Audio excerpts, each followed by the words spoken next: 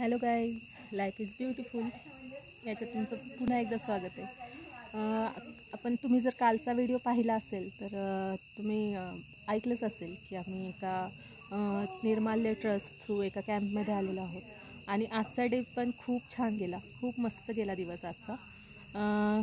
खूप छान ॲक्टिव्हिटीज घेतल्या. ट्रेनर पण खूप छान आहेत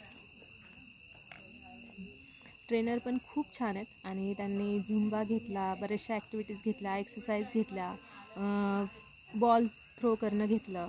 त्याच्यामुळे खूप मस्त हिलिंग झाली आणि खूप छान वाटलं. अपर्णा, तू पण सांग काय? हॅलो. आणि त्याचबरोबर व्हीलचेअर झिगझॅग करणं किंवा व्हीलचेअरच्या वेगवेगळ्या स्टेप करणं हे पण आम्ही शिकलो आज आणि त्यामुळे मजा आली. व्हीलचेअरची प्रॅक्टिस झाली. मॅन्युअल व्हीलचेअर आम्ही जास्त चालवली नव्हती, पण आता हातामध्ये थोडी थोडी स्ट्रेंथ आल्यासारखी वाटत आहे. सकाळपेक्षा तरी दुपारी आम्ही जी एक्सरसाइज केली त्याच्यातून बराचसा फरक जाणवला. तर मॅन्युअल व्हीलचेअर खरंच सगळ्यांनी ट्राय करायला पाहिजे, ॲटलिस्ट एक्सरसाइजच्या दृष्टिकोनातून तरी सुद्धा. करेक्ट. आणि त्याच्यामुळे हाताची स्ट्रेंथ वाढते. इथे एक जाणवलं की SCI म्हणजे स्पायनल कॉर्ड इंजुरी आणि पोलिओ म्हणजे त्यांच्या हातांमध्येच थोडासा प्रॉब्लेम असतो की त्यांचे हात व्यवस्थित असतात, त्याच्यामुळे ते इझिली हे करतात. पण असं नाही आहे, त्यांच्या मागे पण त्यांचं एक्सरसाइज करणं, त्यांची मेहनत हे जास्त आहे की ते हातात इतकी पावर आणतात आणि त्याच्यामुळे ते शिफ्ट होतात. पण आपल्याला दिसताना असं दिसतं की नाही, आमचे हात स्ट्रेंथ नाही आहे त्याच्यामुळे आम्ही नाही करू शकत. पण असं नाही आहे.